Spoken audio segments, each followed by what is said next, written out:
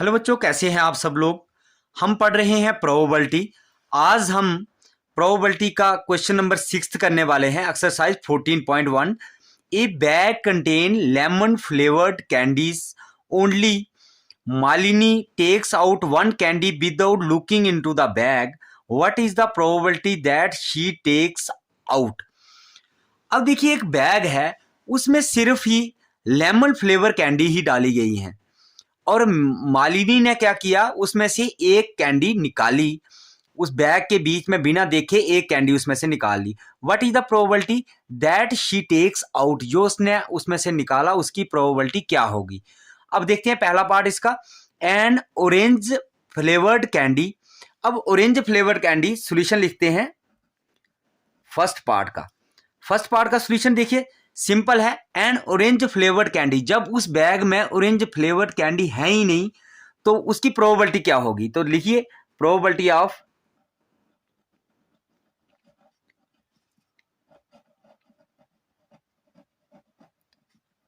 Orange flavoured candy की probability क्या हो जाएगी, 0 हो जाएगी ना, क्योंकि जब उसमें ऑरेंज फ्लेवर कैंडी है ही नहीं। अब दूसरे पार्ट को देखते हैं। दूसरे पार्ट में प्रोबेबिलिटी ऑफ ए लेमन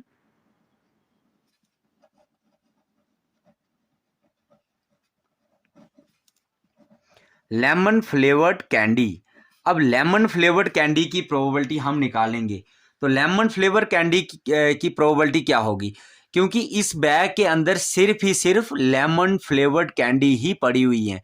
तो जब एक ही कैंडी है तो मैंने आपको कहा है कि उसकी, मैंने आपको बेसिक क्लास में भी पढ़ाया है, तो हमारी अगर एक ही चीज दी हुई है उसकी प्रोबेबिलिटी क्या होती है, 1 के बराबर होती है, ठीक है ना। तो 1 के बराबर आ गई, तो इसको हम क्या लिख सकते हैं, इट इज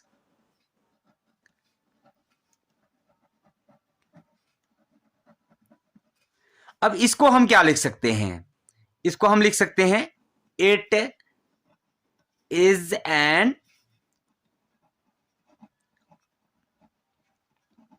इम्पॉसिबल इवेंट। क्यों लिख सकते हैं, जैसा कि मैंने बेसिक क्लास में आपको पढ़ाया है कि प्रोबेबिलिटी किसी की भी 0 के बराबर आ जाए तो उसको हम क्या लिखते हैं, इम्पॉसिबल इवेंट लिखते हैं। अगर प्रोबेबिलिटी किसी की 1 के बराबर आती है तो उसको हम लिखते हैं it is a sure event. ठीक है, ये हमारा 6th क्वेश्चन कंप्लीट हुआ। अब हम 7th क्वेश्चन देखते हैं इसका। ये है इसका 7th question. It is given that in A group of 3 students the probability of 2 students not having the same birthday is 0.992. what is the probability that the 2 students have the same birthday। अब कितने student हैं यहाँ पर, 2 student हैं जिनकी student not having the same birthday, वो value हमें दी हुई है। तो हमें प्रोबेबिलिटी निकालनी है उन स्टूडेंट्स की जिनकी डेट ऑफ बर्थ सेम है। 2 स्टूडेंट्स की डेट ऑफ बर्थ सेम है, उसकी हमें प्रोबेबिलिटी निकालनी है। सॉल्यूशन करेंगे इसका हम। सॉल्यूशन में हम लिख देंगे, हमें लेट करना पड़ेगा, हमें नहीं पता कुछ भी, इसलिए हमें लेट करना पड़ेगा। Probability of 2 students not having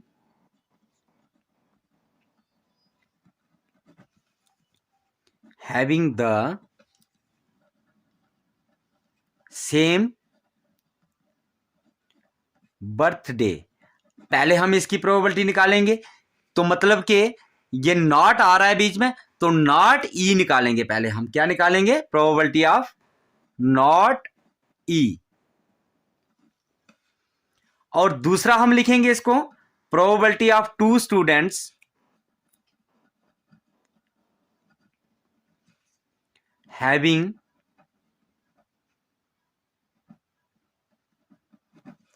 having the same birthday। तो ये किसके बराबर आ जाएगा, प्रोबेबिलिटी ऑफ ई के बराबर आ जाएगा। ठीक है, सिंपल है। अब हम इसको क्या कर देंगे, यहां पर कर देते हैं आगे, यहां पर इसको करेंगे हम probability of E plus probability of not E is equal to किसके बराबर होता है, 1 के बराबर होता है। ये अभी हमने पहले क्वेश्चन में भी किया। प्रोबेबिलिटी ऑफ ई हमें नहीं दिया हुआ है, प्रोबेबिलिटी ऑफ नॉट ई हमें जो दिया हुआ है 0.992 इज इक्वल टू 1। तो probability of E is equal to 1, इसको इस साइड ले जाएंगे माइनस 0.992 आ जाएगा। तो प्रोबेबिलिटी ऑफ ई क्या निकलेगी हमारी, प्रोबेबिलिटी ऑफ ई हमारी निकलेगी 0.008। ठीक है ना। तो लास्ट में हम क्या लिख देंगे, इसको लिख देंगे यहां पर probability of two students having the same